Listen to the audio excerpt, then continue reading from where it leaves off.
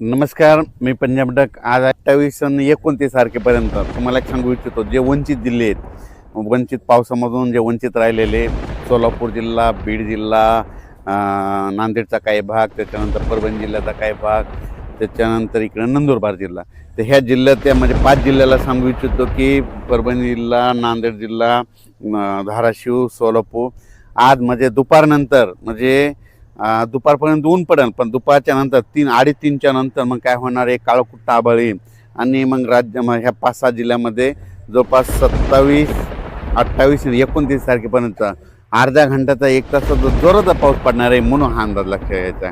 त्याच्यानंतर मग राज्यात आता परिस्थिती कशी राहणार आहे, तर राज्यातल्या सर्व शेतकऱ्याला सांगू इच्छितो की सर्वप्रथम मराठवाडीची जे तहान भागवणारं धरण आहे ते जायकवाडी धरण म्हणजे नाथसागर, तर आजच्यानं कंप्लीट सकाळच्या अपडेटनुसार ते 54% झालं आहे. तर मराठवाड्यातले जे तहान भागवणारे जायकवाडी धरण आहे उद्यापर्यंत ते 62% जाईल, कारण की आज 60,000 क्युसेसनं पाणी चालू आहे. तर 62,000पर्यंत जाणार आहे म्हणून हा अंदाज सर्व शेतकऱ्यांनी लक्षात द्यायचा. त्याच्यानंतर परत एक तुम्हाला शेतकऱ्यासाठी आनंदाची बातमी, कारण की बंगालच्या खाडीमध्ये एक कमी दाबाचा पट्टा तयार होत असल्यामुळं 29 तारखेला ते काय होणार आहे की इकडं नागपूरकडे येणार आहे. 29, 30, 31 आणि 1 तारखेच्या दरम्यान मग नागपूर, चंद्रपूर, वर्धा, भंडारा, गोंदिया, यवतमाळ, अमरावती, वाशिम, हिंगोली, अकोला, बुलढाणा, शेगाव, खामगाव, मेकर, जळगाव जामोद, जळगाव, नांदुरा, जळगाव, धुळे, नंदुरबार आणि त्याच्यानंतर त्र्यंबकेश्वरकडं आणि इकडं गुजरातकडे जाणार आहे.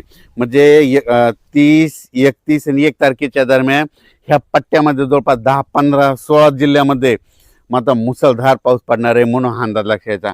परत सांगतो मुसळधार पाऊस कसा पडणार आहे. नाशिक जिल्हा, नंदुरबार जिल्हा, धुळे जिल्हा, जळगाव जिल्हा, संभाजीनगरचा उत्तरेकडील भाग संभाजीनगर, त्याच्यानंतर जालना जिल्ह्याचा राजूर गणपतीच्या तिकडून जळगावपर्यंत म्हणजे जळगावपर्यंत, त्याच्यानंतर इकडं बुलढाणा जिल्हा पूर्ण, अकोला जिल्हा पूर्ण, अमरावती जिल्हा पूर्ण, त्याच्यानंतर इकडं नंदुरबार, आपलं नागपूर, भंडारा, गोंदिया, चंद्रपूर, यवतमाळ आणि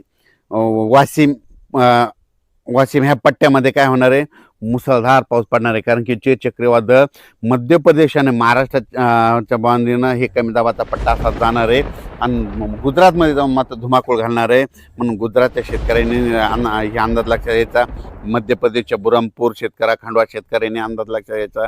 त्याच्यानंतर तिकडं पाऊस पडत असल्यामुळे जे बुलढाणा जिल्ह्यातले कॅचमेंट एरियातले जे छोटे छोटे धरणं आहेत त्या धरणात तलावात पाणी येणार आहे. बुलढाणा जिल्ह्यासाठी आनंदाची बातमी. अकोला जिल्हा, अमरावती जिल्हा, वर्धा जिल्हा, भंडारा जिल्हा, संपूर्ण जिल्ह्यासाठी आनंदाची बातमी.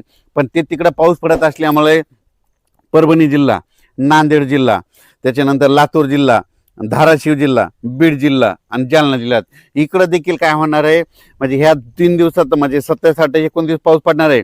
पण 30, 31 आणि 1 तारखेच्या दरम्यान परभणी, हिंगोली, नांदेड, लातूर, धाराशिव, बीड आणि संभाजीनगर जिल्ह्यात देखील जोराचा पाऊस पडणार आहे. म्हणून हे परभणी जिल्ह्यातल्या शेतकऱ्यांसाठी आनंदाची बातमी. त्याच्यामुळं अहिल्यानगर जिल्ह्याला देखील पाऊस पडणार आहे म्हणून अहिल्यानगर जिल्ह्यासाठी आनंदाची बातमी. त्याच्यानंतर इकडं पश्चिम महाराष्ट्रामध्ये सोलापूर, सांगली, सातारा, कोल्हापूर तिकडं सरी मात्र त्या चालूच राहतील आणि कोकणपट्टी घाटमाथ्याचा पाऊस चालू राहील. पुण्याला देखील चालूच पाऊस राहील.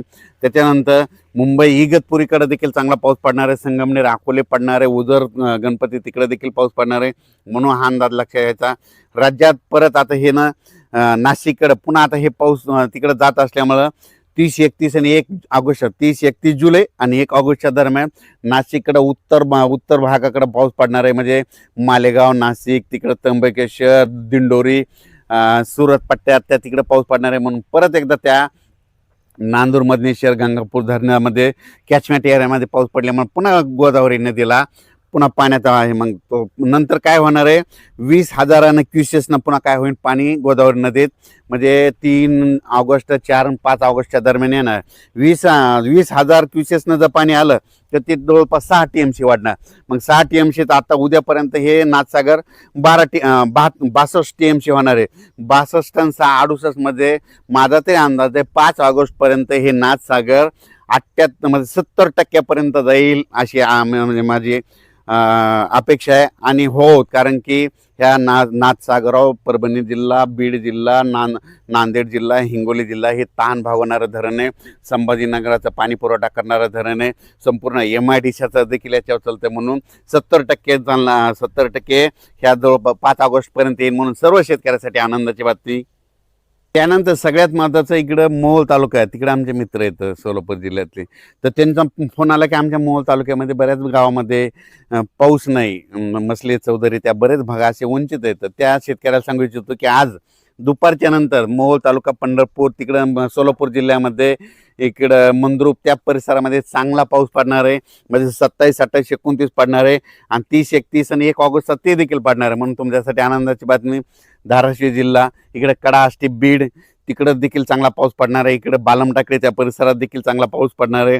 त्याच्यानंतर आतापर्यंत तुम्हाला सांगतो जे वंचित छोटे छोटे तळे आहेत तर ते देखील ह्या पावसामध्ये बऱ्याच म्हणजे आता स्पीड जोरात राहणार आहे. त्याच्यामुळे ह्या पावसात देखील ते तळे भरणार आहे. आणि जालना जिल्ह्यातले जे भोकरदन, सिल्लोड, निल्लोड, त्याच्यानंतर जाफराबाद, राजूर, सिंदखेड राजा, धाड ह्या परिसरातल्या शेतकऱ्याचे फोन आले. इकडं सोयगाव, तिकडं मिरचीचं क्षेत्र आहे. मिरचीच्या क्षेत्रामध्ये त्यांनी काय केलं, उन्हाळ्यातलं विहिरीतलं पाणी संपूर्ण उपसा केलेला आहे. आता विहिरीला पाणी नाही. त्यांच्यासाठी सगळ्यात आनंदाची बातमी, तुमच्या इकडं आता हे उद्याचा पाऊस म्हणजे आज उद्या